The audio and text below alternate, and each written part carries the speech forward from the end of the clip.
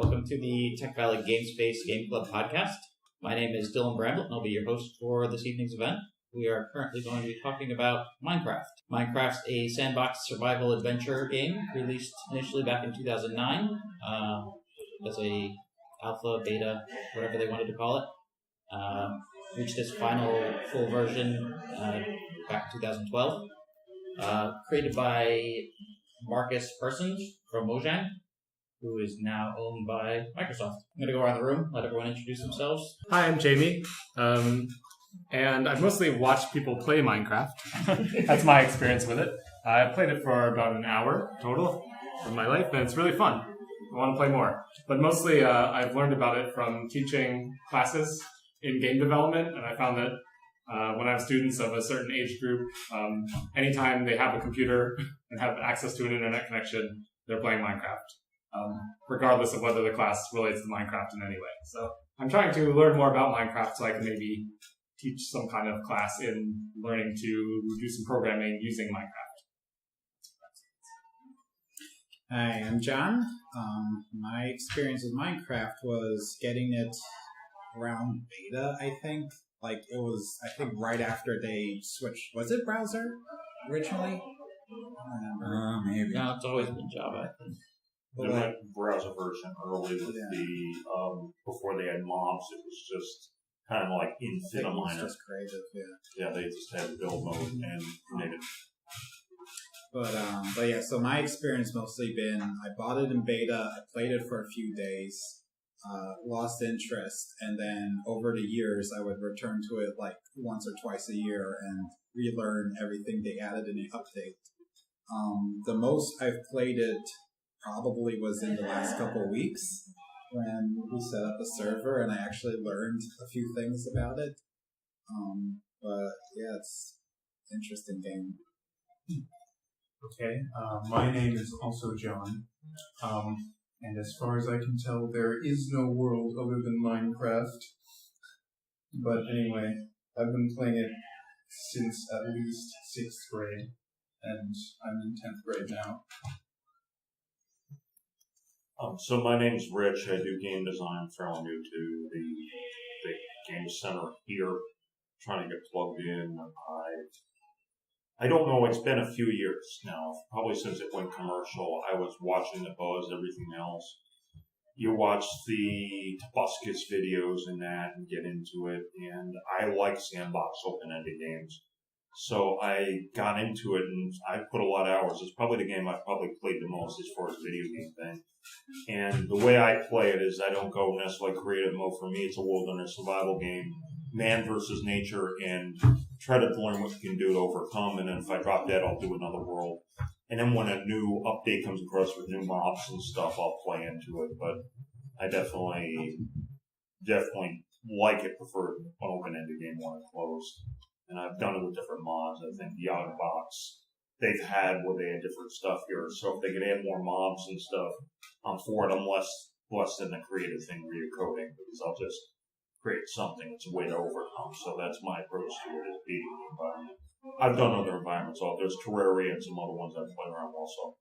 I also have Minecraft on the consoles and on a PlayStation Vita, so it's probably one of my favorite games. My name's Ruben. I haven't played a lot of Minecraft, but I'm really interested in the development side to it. So. My name's Anthony, and I have played Minecraft since its release. My name's Tracy. I haven't played much Minecraft, but I've watched many hours of my children all playing it about since the beginning. I've also gone to a couple seminars where teachers are using Minecraft and creating Minecraft clubs. They're using Minecraft in their curriculum, and they're finding that the kids really respond to it. I had a very similar experience with John. I got it way back in alpha beta testing days, and I wasn't too impressed with it other than I could run around, dig some holes, and build some piles, and that was about it. I started playing it again when my turn came up to figure out what we were going to do for our game. I figured everyone had Minecraft, so I figured it would be easy. I set up a server so that we could all play together. I figured that would be a little bit an interesting twist on our game club stuff. And play-wise, I've just been in creative mode the whole time. I haven't done any of the survival adventure stuff. I just go around building stuff and playing digital Legos stuff. Do you wanna? My name's Gus. I've been playing Minecraft for at least 3 years, I guess. And that's it. Is that a Minecraft shirt down here? That's what it said. Iron Man Minecraft. So are all the Avengers on there? And Hulk and Captain America too. Cool.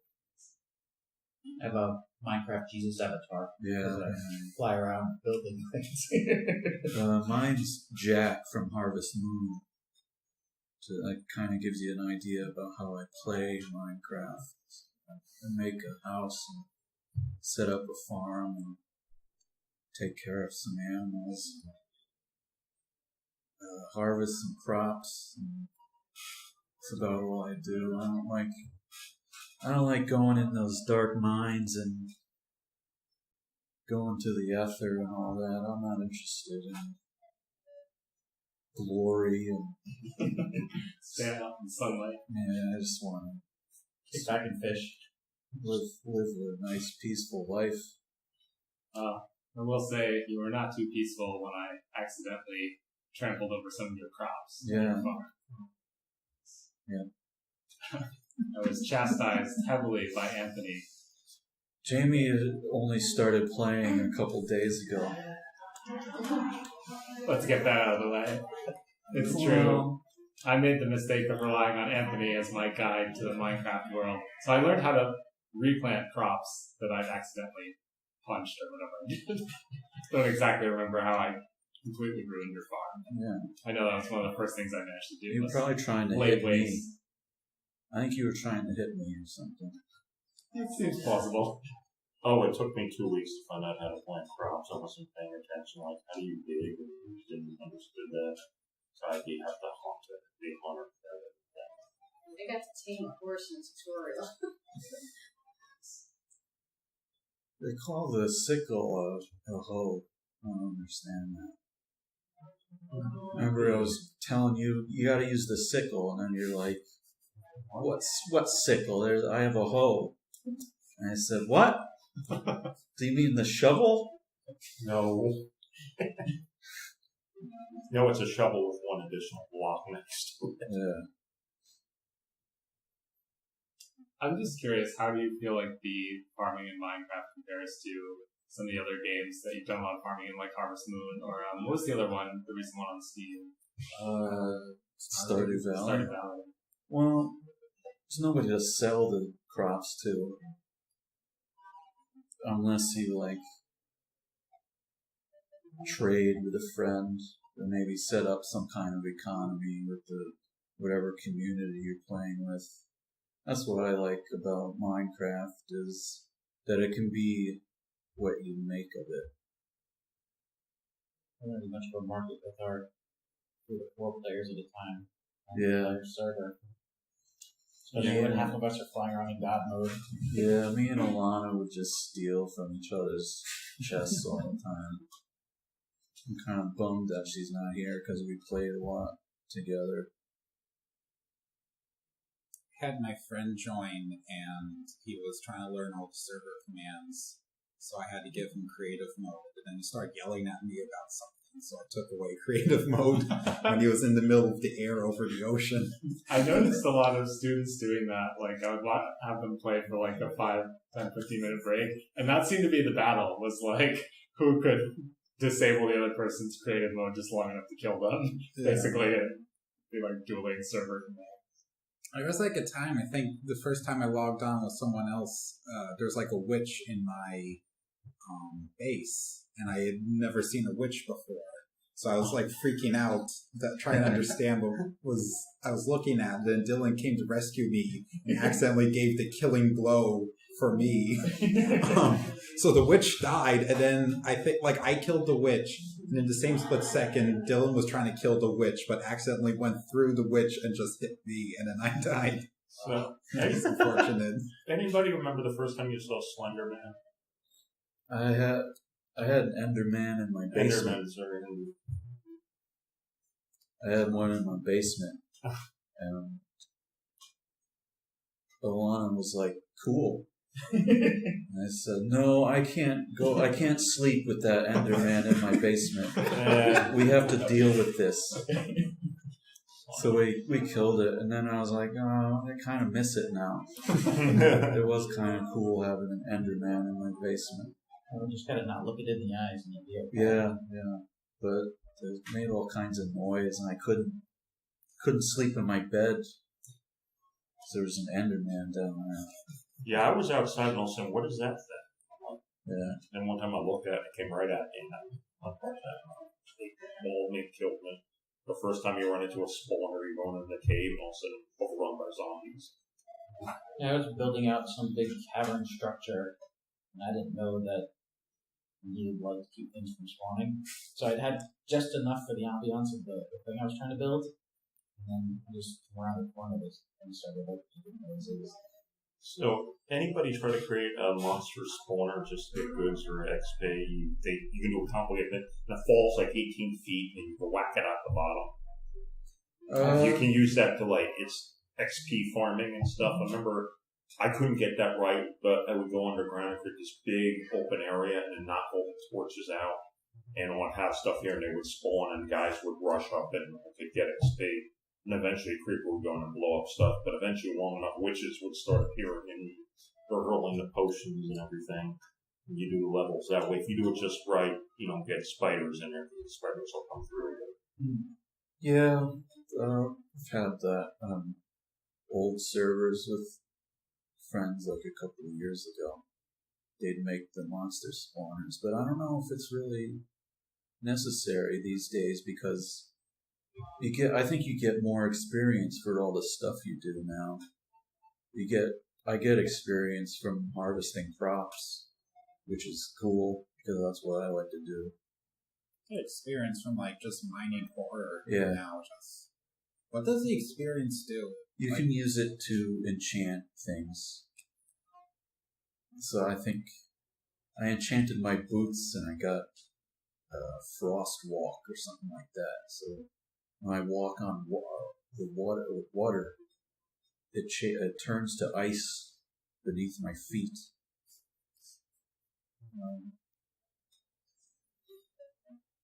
I gotta say, I don't think I got any experience points for those creative mode. Yeah. And go in and I want this.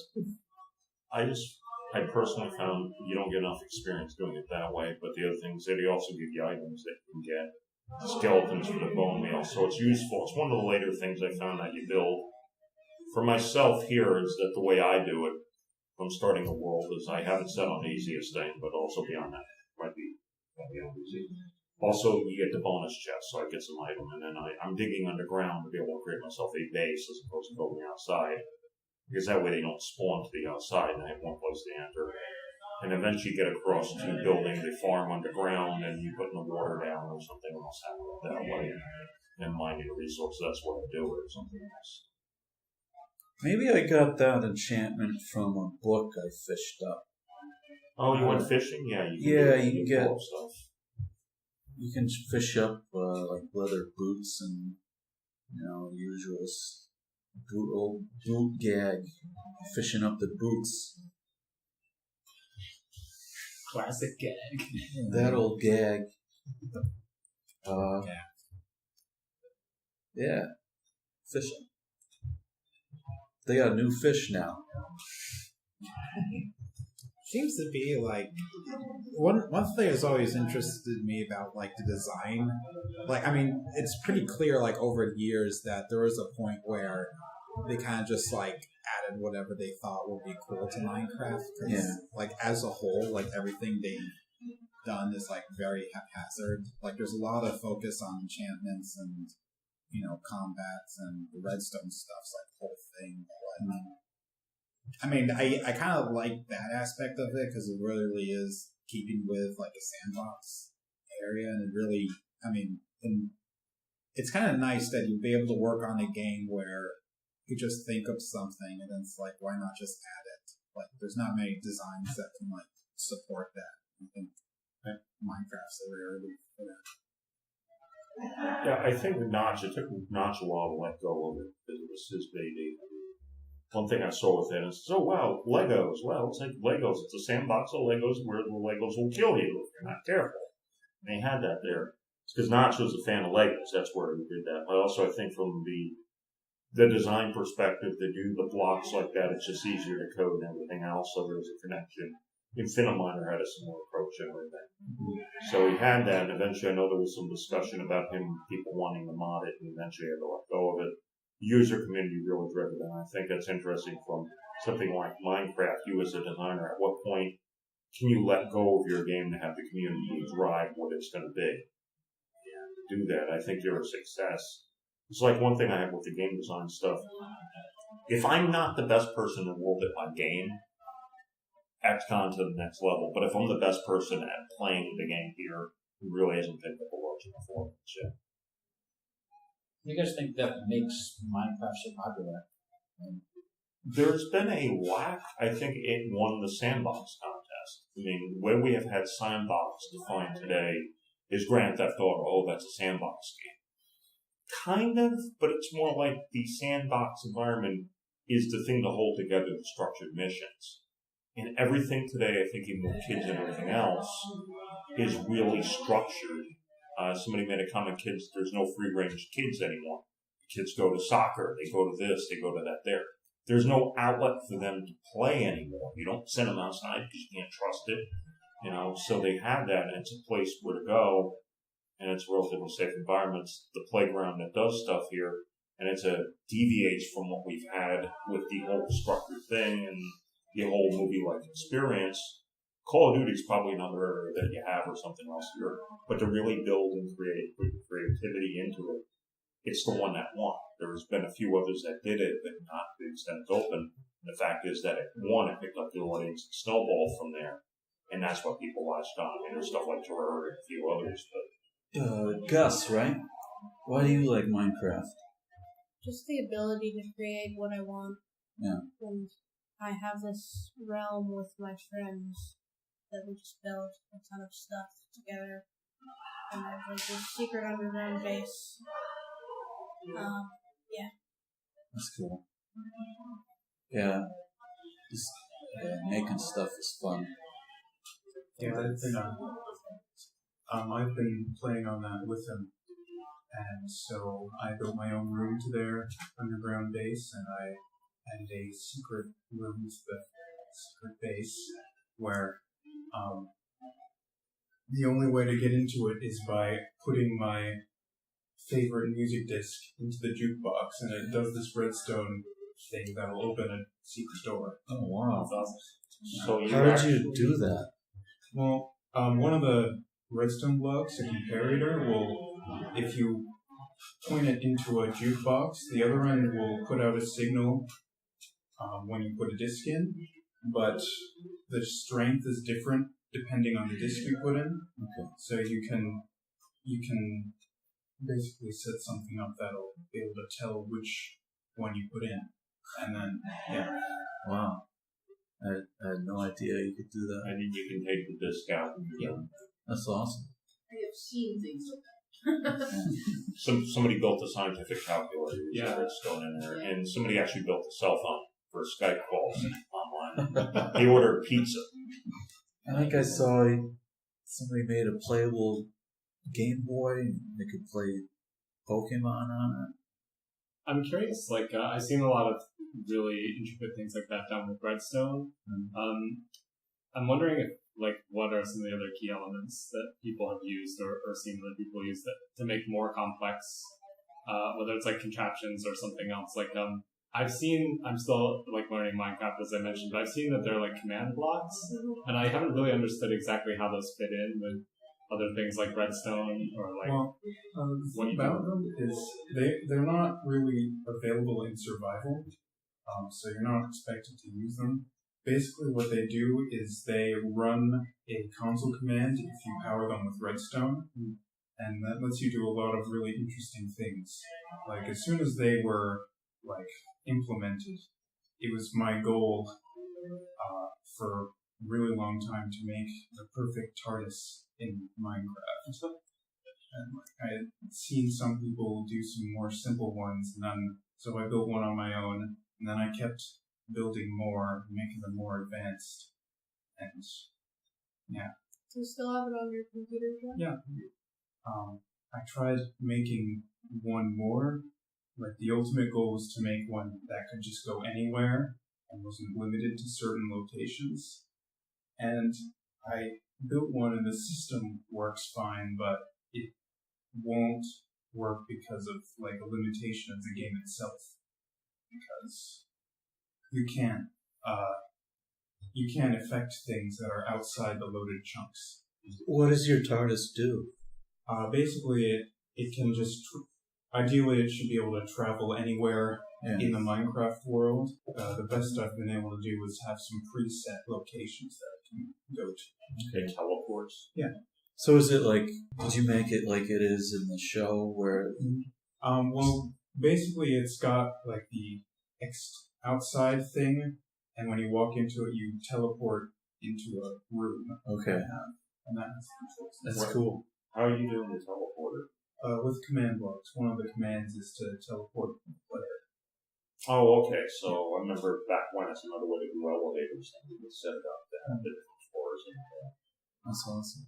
I built the cobblestone generator. I'm very proud of it. You can have a lava one side of the cross. So you're able to get as much cobblestone as you want. I remember playing around earlier. It used to be because of the lava, you generate the dark stone, but then they took it out.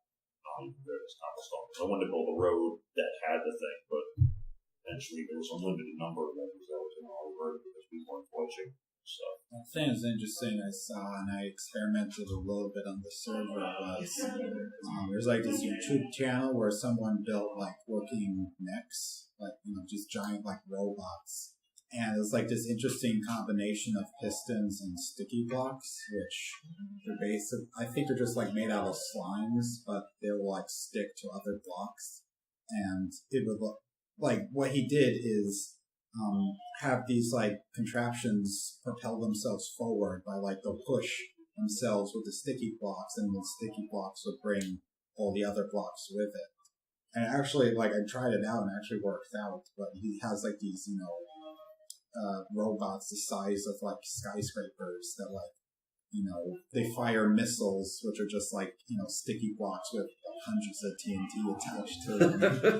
It's very interesting. Like, you just Google Minecraft mech, you can like find the channel. But I mean, stuff, you know, stuff like that's interesting to me because, like, I've always wanted to,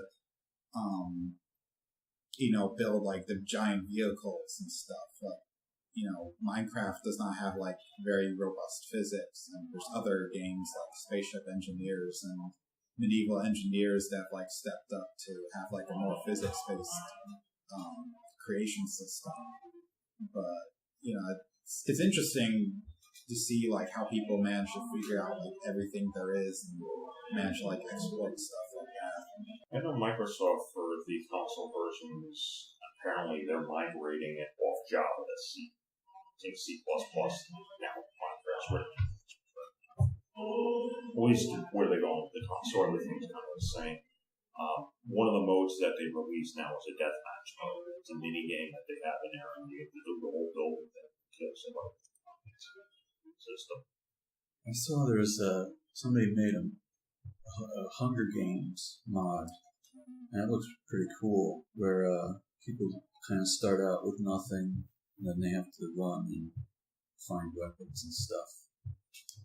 There is one time we were over at like a friend of the family's house, and the kid wanted me to play the Hunger Games mode with him. So it's like, okay, I've done Minecraft before, and it was fascinating because like there's 30 people that like spawn in the same area, and everyone runs towards, you know, they scatter to the winds. I'm just standing there like, what do I do? Where's like my shovel and everything? And then, you know, then you get sniped, you know. Yeah. When your collar explodes. Yeah.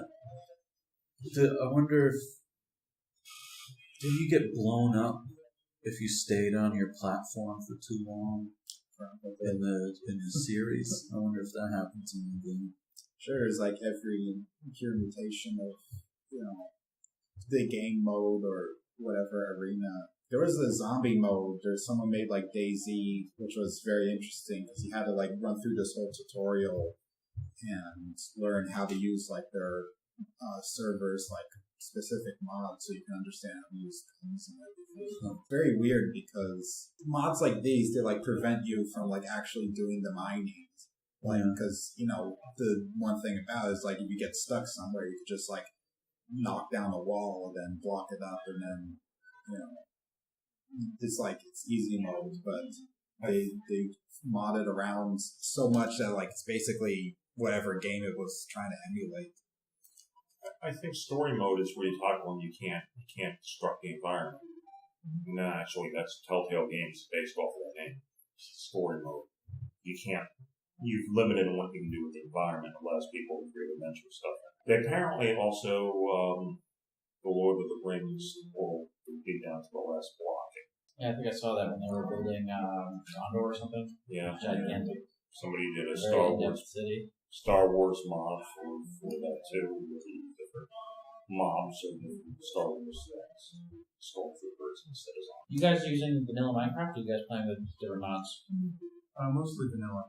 I would love to use it. I was trying to use the Sandbox that had so much stuff in there. The computer froze. It had the one with the millionaire one. We had different cultures and that. Because that's one thing I'd love to have. I keep being rezzing and I can't find any of the mobs to test against and stuff. It'd be really good to have that so I could trade. I want to do commerce, be a benefactor, build it up, and that's what I like to do. But apparently Yogbox, they got away from them. They dropped theirs, and also was supposed to be like the default place. They had all this stuff here. I like the boats. They really improved the boats. They added paddles. Yeah, they're much easier to control. They don't break when you slam into the shoreline. You can have a friend ride with you, or you can have your pets ride with you. I noticed there's a lot of boats with random animals. Yeah, the animals just jump on into those boats when they leave them around. In my survival world, every morning I go out and there'd be a spider in my boat. I've never had a spider in my boat. I just want a dragon out on one of them before. Oh, no. They built airships. So somebody in an airship mod, they were flying ahead and I installed I was trying to help Jamie out with some programming stuff for Minecraft, so I tried to get the Scriptcraft plugin working with Bucket, which would let someone use JavaScript actually program stuff. I was very successful with that. I was able to get world edit working, which some of us that have been building bigger structures and I think appreciate. It went absolutely crazy with it. Dylan taught me how to do cut and copy and paste and stuff, and then just carve huge sections out of my mountain. Like you go down to the mountain, my server, it's huge and expansive, and then I didn't know what to do with it. This huge empty space. Did you see the spider room I added? I have not seen the spider room yet. I have a section of there's a section of minecart track that goes from one end to the other, but it will go down into this tunnel and it'll come up. There's supposed to be this glass room with hundreds of spiders in it. So you're traveling through this tunnel of spiders, but they all kept dying or killing each other. So it's empty. You have to keep them in individual cages. Yeah. So was that a mod that you're talking about? Is it World Edit or something? Yeah, World Edit is a mod that lets you replaces one of your tools with a magic wand, and with the left button you select something, and with the right button you select your second thing too, and then everything that's in between that you can cut or paste or replace with something or. I mean, it's just learning coordinate systems and a little bit command stuff, I guess. It's very easy to use. There's a lot of other stuff you can do. You can download something from the web, a file that didn't work, and you can go ahead and paste it somewhere, but I didn't get that advanced with it. So Regarding Minecraft, if I say the word, if you do word association, you say the word Legos, does Legos pop in your head when you see Minecraft? Lego No. Minecraft. Yeah, they also have Lego Minecraft. They actually, Lego, you got creepers as Lego things. I don't know how you make that association. That was a leap. Oh, okay. No, they actually literally have Lego Minecraft. Was that a mod? It's a set. No, I'm talking about the Sets. literal Legos have Lego. Minecraft figures in them In now. the stores, I have the crafting box. There's like little Steve, little minifigure. Yeah. And that's my skin. I don't bother to do anything else with it. You didn't think it was anything like Legos? I didn't know that Legos had come out with that, but now I know what to get my nephew for Christmas this year. The reason why I want to ask that there is just part of the appeal, because I know Notch like working with Legos. I was curious how many people have their mind, because if that had something else here, if you subconsciously begin to think of something else, it causes you to think about the product differently. And if you're thinking of Legos, you think of what you can build with it. And therefore, everything square-based lends you to thinking that what you can build, and that led to the success of it. I like to build spaceships with my Lego. Oh, the Lego movie. You're the space figure guy. I haven't seen the movie. Oh, go see the Lego movie. Yeah, I It's hear really good things about it. Yes, it's good. There's one guy who likes to, all he did wants to build his spaceships.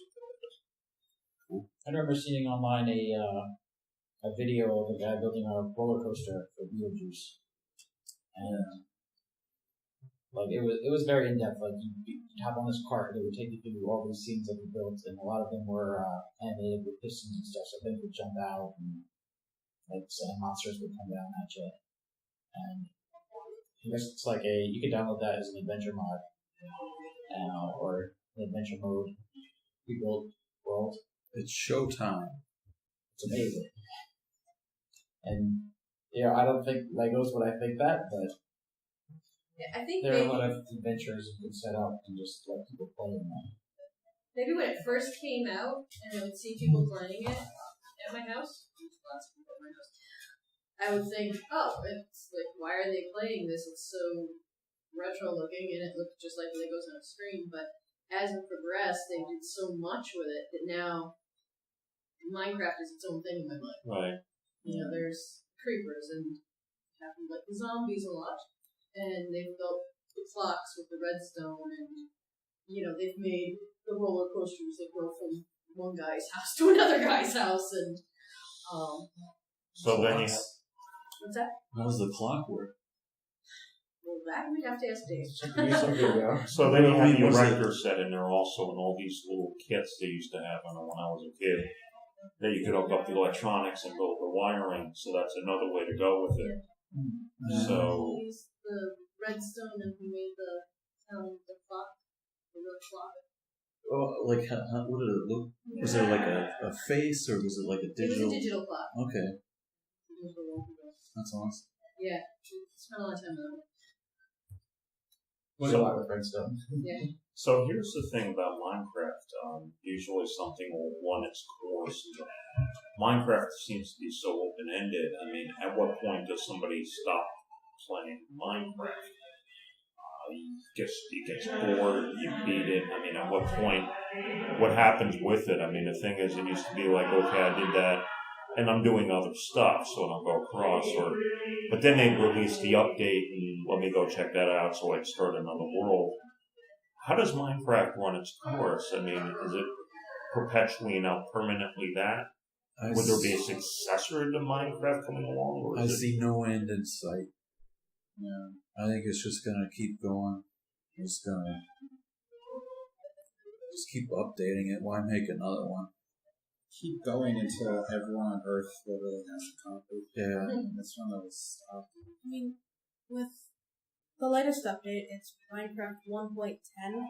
I don't see why they just didn't make it Minecraft 2.0. So that makes me think there's a successor coming. What's in 1.10? What did they do with it? They added a couple things like husks, which are different versions of zombies that poison you instead of just hitting you. And they added polar bears. Yeah. There's a whole lot more mobs with it. There's a lot more with it. they had, was it the EDU edition? I don't know if that was like a recent release. So it seems like they're finding different ways to bring it to new audiences, which is cool. I'm curious, like, if there were to be a successor or just like the next update, like, are there any dream features for people who played a lot of Minecraft that's like a thing that's not in there? It seems like there's so many different options. Like, what's something, has there been something that you think would be really cool to add that's not there? I think the thing that they're trying to work on is making the ability for people to mod, improving the API, and really migrating it so that it's easy to add mods for this. Because they've had to hard code in, and now Notch backed away from it. I mean, it used to be his baby. To have it that now all the mods can roll out, so it's even easier to totally transform the game into something else.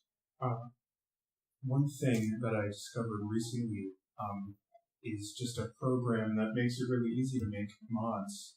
That this company, I don't remember its name, but the name for the program is called NCreator.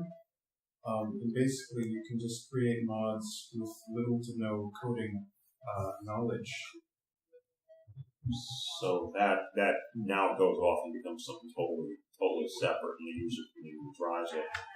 What I thought was interesting is Microsoft did something called Kodu on the Xbox 360. They tried to come up with Project Spark, and those have been dropped now that they have Minecraft. So it's almost like for them, this is something they're going to get the schools to get STEM going here. And actually, as far as the game center here, probably there's definitely a strong push to figure out what to do with this, because it's an environment to get the creativity mode, so to figure out what can be done here with Minecraft. It's pretty incredible just having done the research that I've done so far into the different ways to do some kind of programming in Minecraft, because there's these kind of like ad hoc mods people have made. I think somebody made like a basic interpreter. Like of course people are building computers within vanilla Minecraft with like redstone and circuitry and all these things. So it's like the line between the in-game like modifications and then the actual what is considered a mod seems to be like more blurred in Minecraft to a degree than some of their games. Like I first became aware of command blocks, for example. Like I didn't know that was a thing in Minecraft, but I had a student that was playing what looked like basically a tower defense like thing inside of Minecraft. Like it was very intricate, and it even looked like it had like some custom UI that I wasn't totally sure, but it looked like it wasn't part of the existing UI in vanilla Minecraft. And I asked the student how this was done. I didn't know if they had done it or not, but they said it was all done in command blocks. So that was what led me to start looking into it a little. I'm still like, you're talking about what you created with it is really interesting. It sounds like you hit a couple limitations just based on the way that, that vanilla Minecraft is structured as far as loading things. I'm curious, like, where the line is of when people decide to, like, do something as a mod versus just try to make it happen with the existing tools that we can provide. What you have here is that I think you have like Second Life, which is the thing for coding and something else. Minecraft seems to be easier to use. Probably there isn't going to be a replacement for Minecraft, but there is the shift, and you got to wonder how much one was. The entire video game industry going for open world, which is Sandbox. And we don't say Sandbox because that's Minecraft. We'll say open world. That they have the thing. There even Fallout 4, the latest Fallout, has all this Minecraft stuff, crafting, we can build this stuff here. Whether or not that's the thing here, because from a financial perspective, you can sell DLC because you're adding more content to the game world. So it's like the whole industry might be shifting towards this as an area that, as opposed to more linear games. So I'm wondering, people's thought on here, the impact of what you saw Minecraft had on where games have gone in the marketplace this shift. What have you noticed as far as here? Has Minecraft led to the open world, or has it been other things? I would like to play an MMO where I can have a farm and sell my crops, and like all the economies play along and all that. I want like my farm to be in the world, and I want to have a little stand where I can sell some carrots and stuff. You said things that we want in the new version. I want to be able to put the stairs sideways so I can move nice walls. 2.0. There is a game coming out. I don't know if everyone's heard of it, but it's called No Man's Sky. Yeah. It's coming out August 9th, and it's sort of just a huge universe with trillions of planets and suns, and there's many things you can do, like trading and exploring, fighting in space. Yeah. That really interests me. You were saying, like, the video game industry is going for open world. It's open world. It's with the servers, and you have that there. That's what it was. Is that from Sandbox, Grand Theft Auto to that. It just seems to be a way to keep players playing. You sell them an engine, they get invested in. They do it that way. I think what I saw with No Man's Sky interests me. That's much more of an exploring game because the way it was is because it's procedurally generated. And you have the world that if you leave a planet, it resets, so you're not going to be really building anything. But it's kind of like Minecraft where you travel, but it's strictly exploring what's out there. The big question is how long would you stick with it, and is it going to get tedious with the procedural generation? I mean, that's one thing I got to wonder about. And because it got delayed, I think partly there was a lawsuit that nobody knew about that they had to clear up. Because Sky, the telecommunications company, they were suing over the name, and that's probably led to it get pushed back a few months. But it's huge, it's open-ended. It seems to be, there was this computer game called Elite, and we're talking about open world, things like that, which was the whole trading game. This one allows you to go on the planet or something, a little bit of Mass Effect style. So it'll be interesting to see what that does. That, again, is another direction for the open world game and what's going to happen. Everyone's interested to see what's going to happen when you have an MMO where you're not really interacting with anyone, where everyone just exists in the same world, but you can't just like call up your friend and be like, hey, let's go play. That's the open world. That's the thing is with the open world game. It has the effects of being an MMO, but it's not an MMO because you're not interacting with other players. It's just your own universe. And from a design perspective, it's interesting. If you design a world like that, where it's one person only, you're going to act differently than maybe in a world with your other people because you end up going into psychopath god mode where you're just exploring. And if you do that level of experimenting, which people do trolling, you tick off human players. But against computer, they don't care, which I really wonder how much crosses over that people have that mindset when they go online and play, and they're thinking of it, they're not dealing with human beings, so.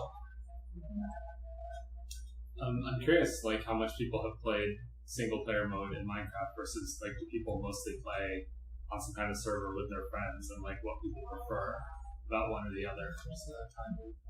I prefer playing on a server where other people play. Like, even if I want to play by myself, I prefer to do it on a server where people can see my buildings and I can give them bread and stuff. Thanks for all that watermelon, by the way. Can we go? What I would have done with that. I think there definitely is like a huge appeal. Like longest I've ever played in the periods I've played was like with a server with people, because I think like, especially if there's a couple of you and you're both like building a huge thing together, I think that's a huge incentive. I mean, when I've played on my own, I usually just do scripting stuff or, just experimentation and then just delete the world or just make something for like a day and then completely forget about it until delete my save by accident. But I've found that, it's kind of weird because when you put in the effort and on a server, I kind of like that there could be the potential someone sees like what you do versus you just like messing around on your own, then you build a huge thing and no one's looking at it. No one sees your Tyrannosaurus. Yeah. what's the point? Yeah, it's like, why am I doing this? That's an existential question. We're into philosophy, which is an interesting way to go with this. Classic existential question. Nobody sees my T-Rex. What about you guys? Are you more multiplayer, single player? I mostly play single player because I like doing my own things without the possibility of having to deal with other people destroying it. Yeah, that or breaking some rule that they've never told me. Some personal,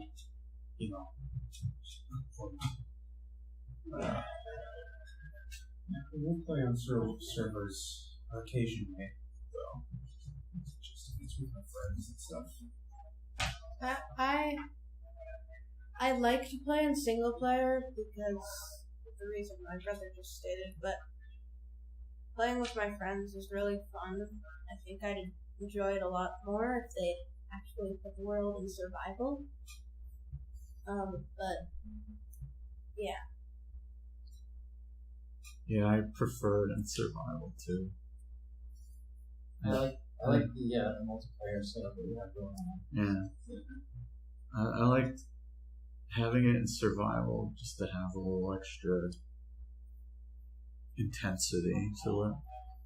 Even though you build up your walls and put out all those torches so no monsters come around, and make sure everybody has a bed to sleep in when the sun's going down to avoid all the monsters coming out.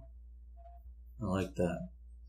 Even in just the brief time that I played while I was trying to learn, Anthony and I were playing on the server. I think it was just the two of us at the beginning. We were in survival mode. Yeah. And that was a very different experience to then. Dylan showed up as the benevolent overlord of the server, and anytime they would start to get dark, Dylan would switch it back to daylight. It was just, everything was a lot easier. Oh, it's raining here. Let me fix it. Yeah. It was good for learning. Yeah, I don't like when you stop the rain. I like it when it rains. It's annoying in my area because it's snowing. Then I have to deal with snow, and I don't like that. Oh, the water would freeze over, and therefore you're trying to get water, and it freezes over again at that point, making fishing a pain in the neck. I like that we can switch back and forth. So, you just make a general rule: don't play with your time and mess with everyone's experience. You can fly around, build stuff. Like, all right, I have a castle now. I'm gonna go out and attack things or set up my farm. So myself, it's single-player survival, and as a wilderness survival thing, was it Bear Grylls or something else? Man against nature kind of deal. Yeah, I prefer. I would love to have people to trade with. I love to do commerce, but they don't put testicans. It's just tough trying to find anybody else. And if you do single, you can boot it up anytime, play, put it away, whatever, and it doesn't really affect anybody else. But yeah, if I could do a full-blown economy and just have that type thing, definitely be interesting, but just have to find a way to let it in. But it's just, I've done a lot of single-player Sandbox stuff. So. I prefer Survivor Man to Bear Grylls, because Bear Grylls would do backflips out of a helicopter and do all this unnecessary stuff. That's not survival, that's dangerous.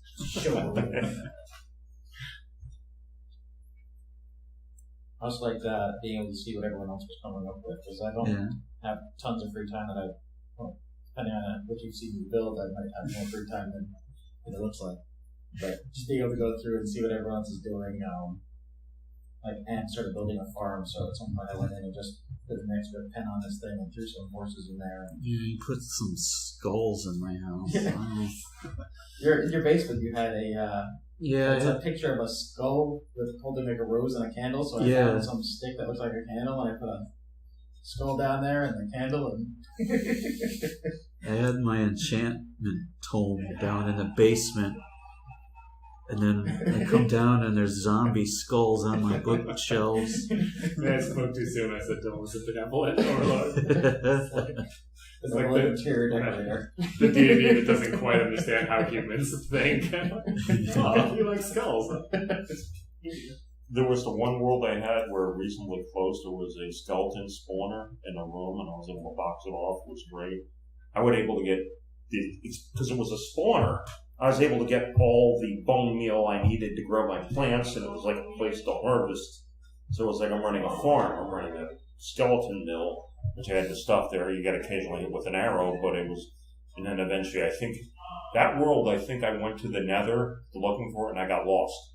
So it was like, okay, I'm stuck here. I can't find it, which was one of the really tough parts, is trying to get lost somewhere. Because you can't use a compass in the Nether; it just spins around yours. I got lost on the high seas searching for exotic plants and trees and crops to bring back home. And on my travels, I came upon these lights deep in the ocean, and I sailed towards it, and a face appeared before me, and I heard a sound, and I was stricken with fatigue.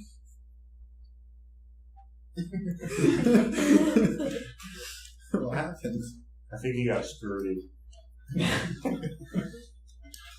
I don't know what happened. Guardians. I woke up on the shore. Confused and lost.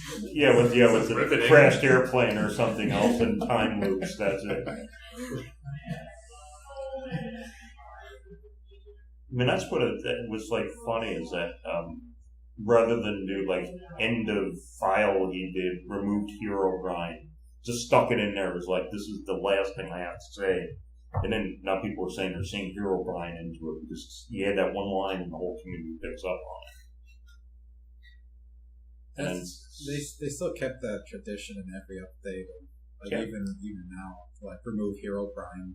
Yeah, that's his way of saying this is the last update, so it's kind of like a running gag there as end the file or something else. I don't know what that is. There's sort of like lore to me of games in general, and like Easter eggs and secrets that people tell each other about is really interesting to me. And I found like the students in the classes I teach know all the lore for like whatever game they're currently into. Like Five Nights at Freddy's, I can't keep up, but they know like every detail about the backstory. And I'm just curious, like, this is another kind of just selfish question in that when I've been trying to prepare this class, I've been trying to learn about programming in Minecraft, but first I need to learn just about Minecraft itself. And it feels like, to me, stepping into it now, and there's been so many updates, it's like a very daunting thing to figure out like where to start and what are the important things that I need to learn about. You just have to play it. So I'm curious though, like how people did learn. Like, did you learn it? Did everybody learn it just by like experimentation and playing it like alone, or did you play with friends who kind of guided you? Did you like look up info? Everything. Did you watch YouTubers? Was this, Everything. were there any like primary methods? You just have to play it. You play it and then you absorb the rest. There's in a list of things you need to do, and then There is the I know everything about Minecraft now. So like, but I assume everybody has kind of slightly different learning styles. Like my learning style tends to be I like to read up a lot of info first and like find out some basic stuff. That's just the way I like to do it. So I was curious if people had like different ways that they learned. I sort of just started playing Minecraft in version 1.4, and I discovered TNT, and I was just like, I want to throw this. So I looked up on the internet TNT cannon, and the first thing I made was a cannon. And I was in a jungle shooting TNT at cats. But then, after that, I just started watching YouTube a lot. I think Minecraft sort of introduced me to YouTube. Just pick a thing and do it. You don't have to do everything at once. By the way, I'd just like to say that Anthony was my guide to Minecraft, which was not always helpful because I was getting a lot of this. Just do it. You don't need to know anything. Just punch stuff. What I think is interesting in that questionnaire then what's clear about where, because if Minecraft were just a construction set, it wouldn't be. But your question about how did I learn leads to the question that that's where one of the uses for the survival mode was. You're dropped in a world, how do I survive? And your approach to how do I survive this world and bring things together ends up being a way that drives you to actually learn the environment and do it. I'm going across. I need to do this. I want to do this. How do I eat? And then you start Googling about how do I do this formula for this thing here, which what happened with Minecraft, and was probably one of the complaints when they switched to console, they got rid of all the experimenting of rearranging the blocks to, I need so-and-so item, and it affected the game a little bit, but not as much, because you would go learn something online anyway, and it's still challenging. So I think that's actually a framework of how do you approach, and it's a philosophical existential question, how do I figure out how I'm going to survive here and prosper in this environment? And therefore, what I bring in to do it is, do I work with other people? Do I do it alone? Do I kind of like the Robinson Crusoe method? I think that's what I was, rather than Bear Grylls, flips and something. Survivor Man. Survivor Man, Yeah, kind of deal that way. The Robinson Crusoe thing, which is what I did there. Les Stroud is from Canada, I believe. So that's interesting that the learning environment, that you have something where the environment gives you feedback, has actually led to the success. Every single thing went into it, led to being what it was, because there was an Infiniminer beforehand, Super Motherload, which is mining the resources. It goes in a totally different direction as opposed to this one here.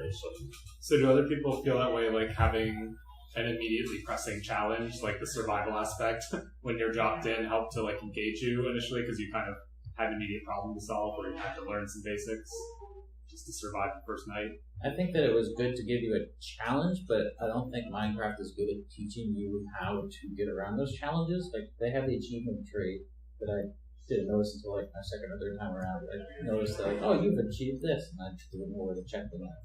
And eventually, that gives you kind of like a very loose guideline of things that you probably need to know to be able to get around.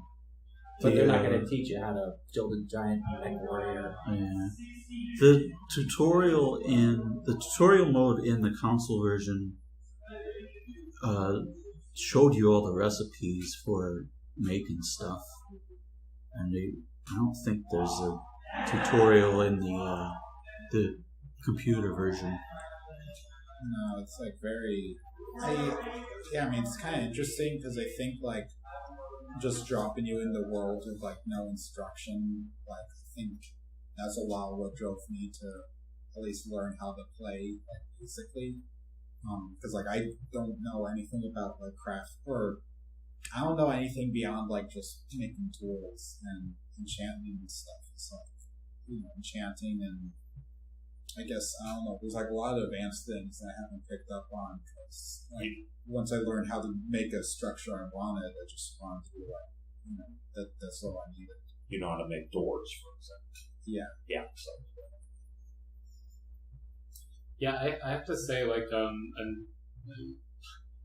this might be an odd statement, but I found the crafting part so far to be the least engaging part. Like, to me, the interesting part was what I did with things I crafted, and kind of like the ways that you combine the different items that you generated or whatever from crafting. But I think it was the fact that the crafting, like, I know that that's just mapping onto like a finite number of objects. So, like, it's kind of fun to like see what pops out.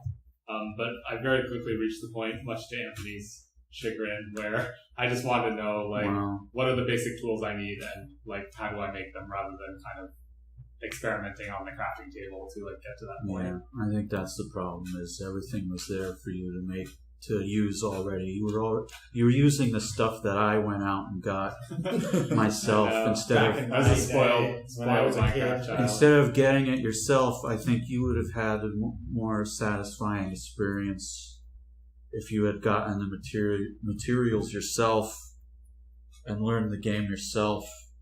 I feel like there's different levels to the game, though, which is kind of my point, I guess. Which is no, there's not different levels to Minecraft. There's only one.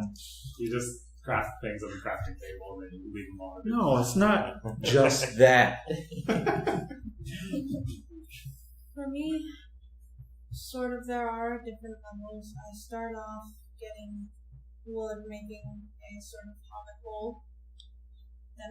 Then I go mining, get at least iron armor pretty quickly. Leave all that iron armor there, get a nether portal, search for the nether fortress, once I find it, I make a clear path so I can easily go with my iron armor without losing it. And then I get enough stuff to get to the end, but I haven't really gone on from there. So planning it out.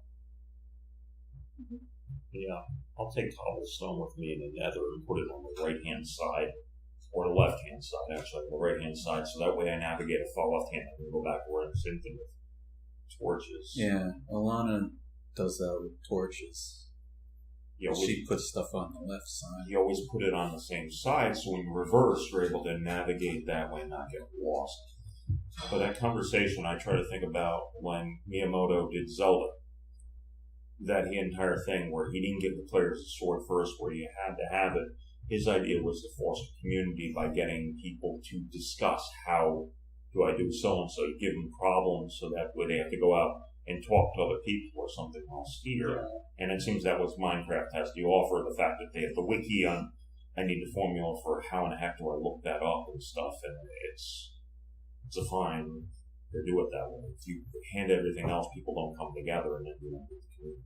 Yeah, this was it was a topic that came up when we discussed Frog Factions, which is a game that has lots of secrets they have to figure out, and we were talking about the sort of like underground network of hints that we remember exchanging on like the playground or whatever, or at school with your friends as like a kid.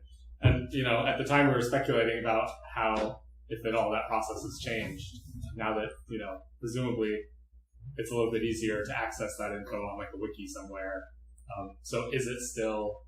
I mean, we have some people of different age groups in this discussion compared to Frog Factions. Like, that's why I was curious how you kind of found out initially some of the key info and stuff. Especially the internet. Since I was in creative mode, I probably don't have the same appreciation for building certain things. Like, when I first got there, on the multiplayer world, right where the spawn point was, it looked like this little temple thing. So whenever it came in, that's what they'd show up, and I built some beacon under it, because I saw on the internet, you could have a beacon shoot up into the sky and then be the spawn point if we want to get back there. But to get all this stuff for that was a pain in the butt. So I'll build that. Quick. Isn't that Dark Souls has that thing where you can leave clues on the thing so you're not playing with somebody else, but it's one way to interact with you, clues for somebody else to find things. Yeah, often clues can be misleading as well. People try to troll. Liar and Yeah, so I think that's the part that interests me as well, that intrigues me at the moment the most, is like, I feel like I'd be spending a lot more time in creative mode for a while, just to try to see what I can create without the kind of limited resource element, or having to like craft things. Because the crafting still is like, it's about collecting the resources, which can be fun, like if that's like what you're wanting to do at the time. And then the actual resources is like, it's just this finite mapping of, if you have the stuff, then you just need to know how to combine them to get the thing you want. But it's like, then once you have all the different things that you can create, that you can craft, like, there's this whole other level. That's what I mean by like another level of like, that seems like where a lot of the creativity, like the emergent creativity of the game comes from, where it's not just like a list of prerequisites that you need to meet to get the one-to-one mapping, where like these ingredients in this combination on the crafting table always leads to the same outcome. It's like the way you combine redstone and like all these other things together to create things that like Notch and the other folks that built the system probably didn't predict to the level that it did. Like that to me, that's the part that seems like really exciting about it. Just for me personally. It might be interesting here just to figure out what you do from a personality test on seeing what common things. What's Bartle's system on how people play MMOs exactly? How do people approach Minecraft, and what can you learn from them in regards to what they do? And really give it how does somebody approach the game and figure out that when you make things to what kind of organizations they do.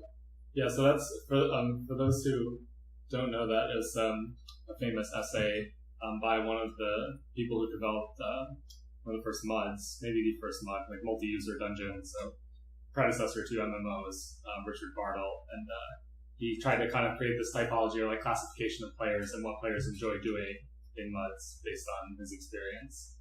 And he kind of classified players into 4 types. And I think Minecraft definitely has something for all 4 of those player types. But the basic idea is like, just think about what types of things players like to do, and the more of those you can satisfy, the more kind of broadly appealing your game tends to be, because everybody goes into the game with different things that interest them. So the classifications were Achiever, Explorer, Socializer, and Killer. Was the one he was called, which is sort of an unfortunate name. Killer was sort of like Troll to a degree. Not that that's a much better term, but Can you go over the 4 types again? Achiever.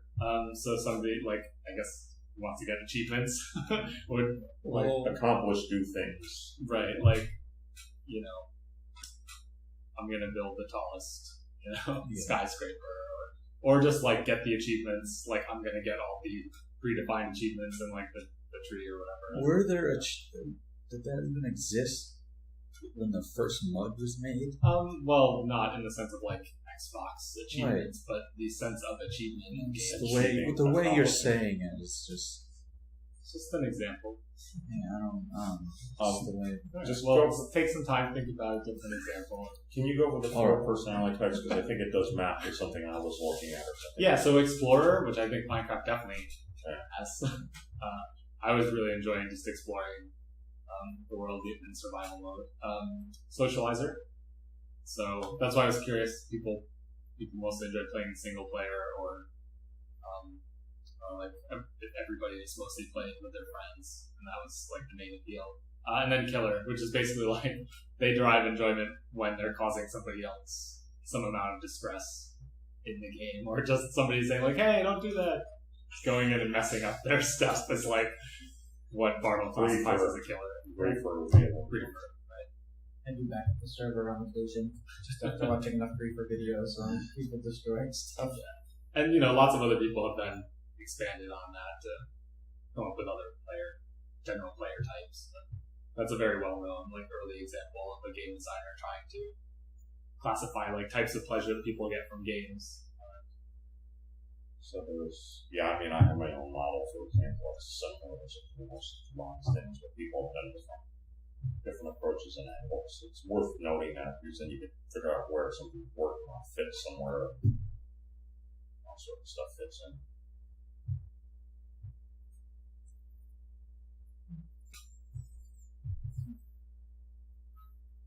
What was the biggest thing everyone built? Most proud of your...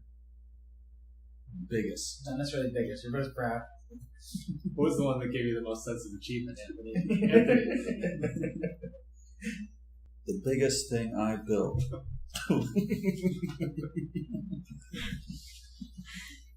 was my farm. Do you mean like? It could be in it. Do you mean like one building? Because my farm isn't just. What are you? My What are you house. most proud of achieving? I got all those trees from the plains there. What are they called? I forget. Acadia? Yeah, I got some of those trees. And then I got the dark oak trees. I discovered you had to plant the saplings 4 square in order to get them to grow. How'd you figure that out? Alana told me. I didn't ask. Of course not. Nobody. Well, yeah, I did. I did ask. Best achievement was a couple of years ago. Me and my friend were building this golem farm, but we were not efficient in mining iron, so we built this like huge ranch, like this ginormous tower, so we could see it from wherever we want.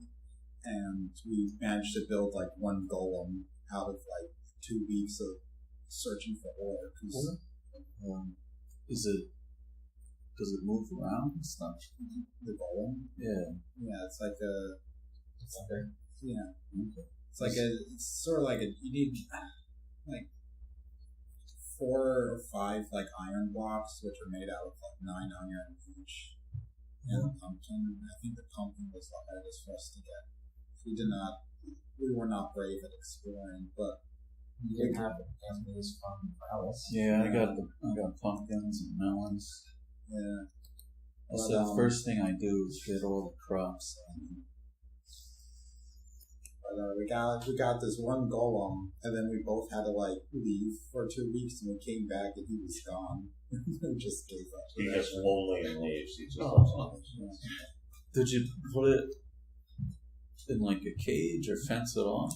We fenced it off because we got the one built. Then we discovered like they will find a way to like leave whatever area they're in. Did they smash a hole in your fence? So they don't break blocks, but like they would jump up on something and they'd be able to like jump their way out of an area like through a hill or something. So we had to like remove the blocks to let them do that. Yeah. But it's like a whole process. It's like baby proofing your house. Yeah. I had to take the haystacks out of my horse stable because the horses were getting out. Yeah. Well, if you make them in the middle, Metal horses? No, put it in the middle. Middle of the area that we don't go, because I've had that like the chickens, like you get up, if you put thing, they'll hop and they'll go out and stuff and get themselves killed. If the horses were metal, they'd be too heavy to jump. Couldn't bring him in the boat. Or dog versus creeper is not a good combination. Get back, Poochie! With my animals that I had to pen in, I had the opposite problem. Also, every morning I'd wake up and there would be a creeper in my animal pen. Yeah. You didn't put enough torches, then that's the problem. I didn't realize that early on when I'm building things and digging that kind of was like, well, why are the torches everywhere and the creepers will start off? How did they get there? I'm underground. I'm like, oh, they materialize. Is there a recipe for a lantern or something? No, they don't. The thing is, should be. The situation you have with lighting, by pre-calculating it or something else, if you had a torch in your hand, you would have to calculate it on the fly, and that's why they don't do it that way. You don't have it because it's just a formula. I'd be a lantern I can put into the world or something, like a lamppost or something. Oh, you can do that. Yeah, jack-o'-lantern. You can do a jack-o'-lantern. You can do actually something else like that there. Yeah, I do that, but I don't want a jack-o'-lantern. I want a lamp. Right. There is a glowstone to the nether. Yeah. And if you put a piece of glowstone in the crafting table with 4 redstone around it, you can get a redstone lamp, which is like glowstone, but you can have to power up with redstone to light up. Is it brighter than? Everything How else bright is is it? brightness. It's not like you can't have like this blazing sun. Yeah. I want something brighter. I think you can do a beacon, for example, play around with a beacon or I something. don't know if a beacon produces light. It does, but not more than a torch. I want something brighter. Then do stuff with You have to lava. make a mod for your own. No, I don't want it. That's not in the game. Should be in there already. Anybody build Should tweet to not. I don't think I want to. I don't think I want to deal with his Twitter. Anybody else build a cobblestone generator? Way back when, yeah. If you do a lot of mining, then you don't really need mining. Eventually you stop mining. That's the thing. So mining to get diamond or something else. I never started mine. Where do you get your ore and stuff from? I play creative mode, so I just switch over. Yeah, I would just get diamond equipment in my mailbox. So I You put a mailbox out, people are going to start sending stuff. People will want to put stuff in it, so I just put a chest outside my door and put a sign over it that said Ant's Mailbox. And then I magically had horses and saddles and stuff just appeared on my farm one day. So Minecraft Jesus was being generous. So I have a question from a game development perspective. Are we going to be looking at procedural generation as being more and more in the future to keep that cost down on that Skynet that a lot of the world, because you're going to come up with a version off the handcraft everything, is going to be really... I think if you want something expensive, that's probably the easiest way to go. But it's the most cost efficient way to go. Because I know, like, for example, with the Elder Scrolls, some install handcraft and put every single thing everywhere as the game's going on. But how much can you afford really to do a world that way? How much is necessary? Yeah, I think you're seeing it, like procedural generation, become a lot more widespread, particularly among indie developers for that reason. It's just like a couple people making the game, but the kind of bar has been set where there's this expectation of that. I think Spelunky's done like a great job with that, right? It's like a small group of developers. And, one guy. Yeah, small as it gets. And then, things like the daily challenges where like, it seems like it really works out well when you have a procedural content system where you can then like share the seeds. So you can still have like some commonality that players can experience, like perform the same challenge. That could be a base and then you build off of it and stuff on top of it. Yeah, that's what I was gonna say. Like for more advanced AAA games, like in the vein of Skyrim or Fallout, I think the best thing to do would be to have a procedural system which will create the landscape of the world and maybe add some basic structures, but then go in and fine tune some stuff and put in like your own dungeons. I feel like a lot of the effort that goes into these games is just modeling the landscape and I wonder if you could do like the whole history, like the way civilization works. You start out from the dawn and go so many generations, and 2,000 years of history is built by the computer. Then from there you build on top of that and add the world with the actors. You code into things and then they perform a certain way.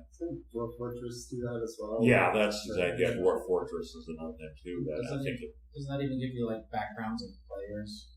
So it's not just like the dwarf. Go through the storyline. Yeah, families. I mean NPCs. Yeah. So it would add that so that because I'm thinking that's coming out. Also, if you do that, you can procedurally generate the world. You have something that survives YouTube, which Minecraft benefits immensely from getting all these videos on here because you can you jump in your own world and it's not done there now. If they do something else, Five Nights at Freddy's is a small thing, but a AAA studio puts it up and they have all these pre-canned cutscenes and all that. I'm able to go through and watch the entire game online or something at that point. It feels like with a lot of procedural content, a lot of times it's still necessary or benefits from having like the ability to then take it and refine it afterwards, like procedurally generate a large baseline, whether it's like terrain for a world. So like in the case of Minecraft, then you give the players the ability to then refine the world and build lots of cool stuff in that procedural environment. And even like in terms of game development tools, I think there's a trend towards that as well as like building procedural content creation into like some traditional, whether it's like a game engine. Most 3D game engines at this point will have like terrain generation built in. Generate a random map, and then you can do whatever refinements you want from there. It's a really fun programming challenge as well. Figure out like what kinds of editing tools to expose to people. And game design challenge in the case of Minecraft or any sandbox game. It's like, what things do you let players modify? Which is why it's very interesting to me that from what I gather from what people are saying, like Notch wasn't that keen on having people mod Minecraft initially because it seems like very against the spirit of a sandbox game in some way. I don't know if it was just that it was a preference to have all the creative tools like in vanilla Minecraft, so there wasn't any extra headache to getting access to them. Or did people know?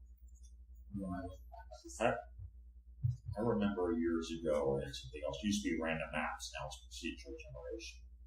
Called the random map call, which was a procedurally. They had this 4X type game, which was like Masters Magic, and the guy said random map call. So I was interested in some of the conversations we had on the Yahoo forum for that. He abandoned a forum long ago. Spammers come, just got disgusting. My throat. It's overrun by weeds now. So, but yeah, it's procedural generation is now used to be random generation, and it's procedural generation. Probably more accurate.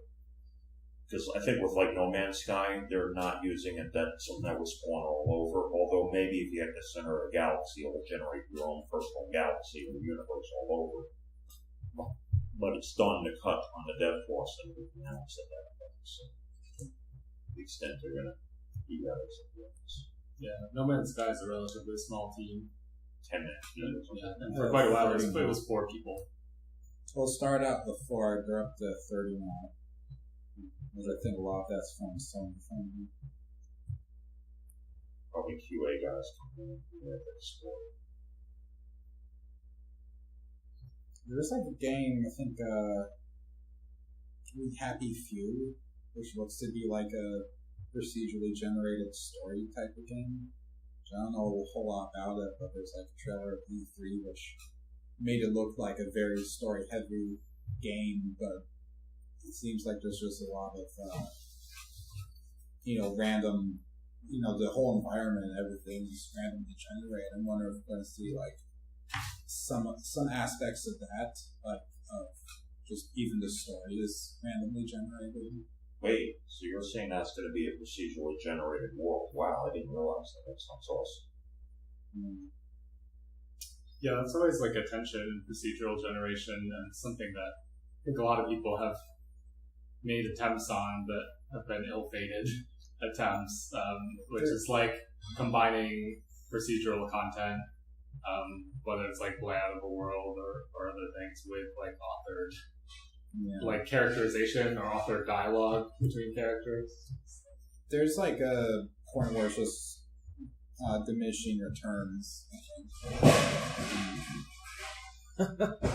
Yeah, you're right. It's the layout of the town. The layout of the town each time you play is procedurally generated, so they have different things. But then we're into the world. That was procedurally generated. We've got a procedural noise generation here in the game space. And it's causing effects that are otherwise. There are clearly some constraints in place, like peak volume has to happen whenever we're recording Game Club podcast. So it'll be interesting that now we're into the world of a holodeck and start that next generation. You go to the computer, give me X, Y, and Z, and then it generates the adventure for you. Give me a lantern. Yeah, dude, you need a new engine for this thing. That would be Minecraft 2.0. Now with lanterns. Now with lanterns. Sideways stairs. That is awesome. I'm looking up the We Happy Few, procedurally generated, but it looked very smart. There's a couple games I need to look up the names for, where they're kind of like very small indie experiments, but they like, I think they're done in Unity, but they like build this whole world, and it's kind of like this weird art exhibit where they have like a dictionary and there's like an image generator, but like basically they build these towers and you can look through these like weird computer like pieces of art where they generate like the title and the, it's just like a Rorschach drawing sort of thing. The title is like, like stinky fish or something, adjective, noun, but, they keep like reiterating or iterating on that sort of like generation, because like, they start out with it's just generating images and nonsense titles, and then they kind of go up into, I'm trying to think of the word, it's like actual gameplay around, there's like a huge amount of like books that are like generated, and you have to like set them up in a certain order, then it generates like a, line of dialogue based on like a scene from each of the books. And I think stuff like that's probably going to be where the actual like innovation is going to be, because I think Minecraft is just like, it's just pure asset generation basically. I think innovating in areas where you can kind of like build sense out of like just nonsense basically is the challenge. Okay, I'm now sold on We Happy Few as Wikipediaing it. It's also alternate history. It's World War II, the Nazi Germany won, and therefore to control Britain, they introduced the joy substance. So again, that's another interesting thing from Civ about the procedural generation of timelines in the plot and the script and how characters interact, that when you play, I think that really provides a really ultimate experience if you can get the immersion factor right. It doesn't look generic. That you go across, characters will act differently and all that. So I think it's interesting. And I think as somebody designing games is really, you hope to get that from somebody else, the immersion factor. I've seen on YouTube a couple of videos that have been popping up AI generated stories and AI generated podcasts and stuff. And a lot of it's just gibberish. But it's interesting that it did start, and it'll be interesting to see how long before they're writing actual, understandable plots and. Christopher Crawford, who did a number of games, I think he did an game called Erasmus, which He renamed it Storytron. Storytron, but it was original Erasmus. Yeah, that was a thing where he was talking to it earlier on how do you do this. For myself, my personal bias is I don't like a lot of things heavily scripted for a number of reasons. The replayability, I see it hits YouTube and dies, which leads then to have to cut back things and an intellectual property thing, and also the replayability from the player perspective. You're automatically handcrafting so much content. Players only see 20% of it. That's the one thing. And then with dev costs on the roof, what happens there?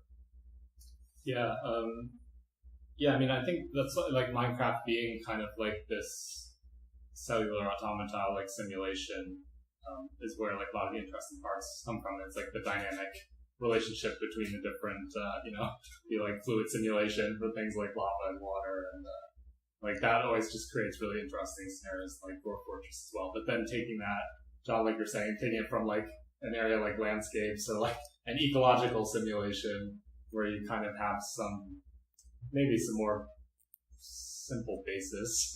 Simple is the wrong word, but like something that people can agree on, whereas like how a character should behave, and then like generating some different variances in personality. There's some people doing research related to games, just kind of like on the line, not necessarily commercial games, but interesting stuff in that regard, in like a more story-driven context. Emily Short is one person I recommend people check out.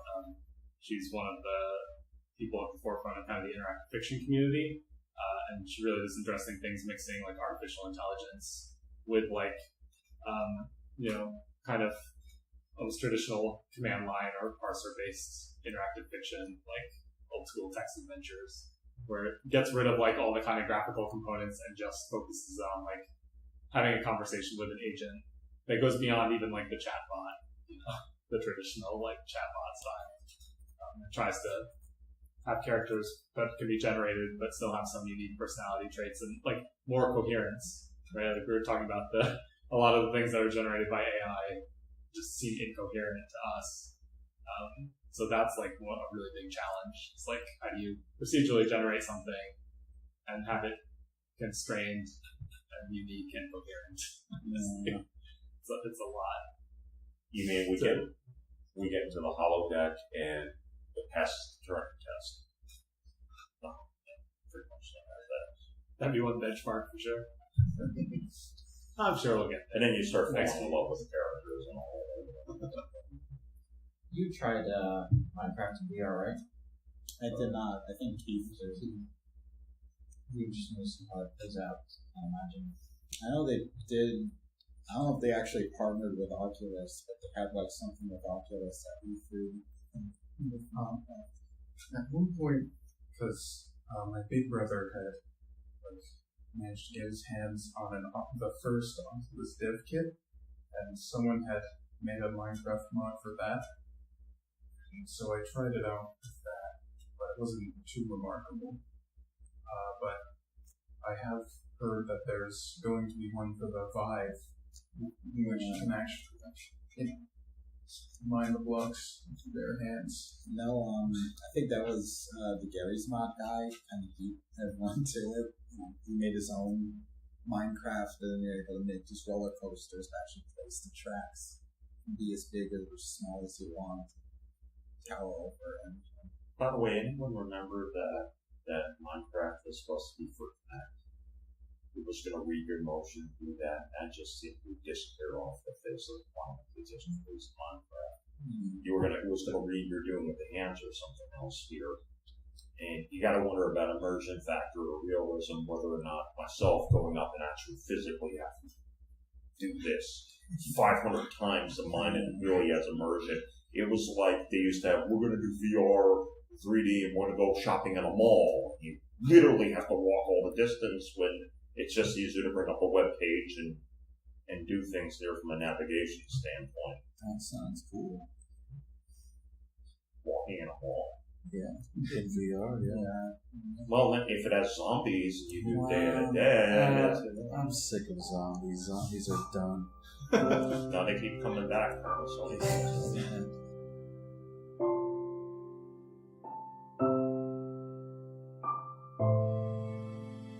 Hello, this is Rich. I'm going to be doing the next podcast, and it will be on Overwatch. Feel free to attend the recording of the podcast to share your thoughts on the game, Blizzard, first-person shooters, and anything else related. Thank you.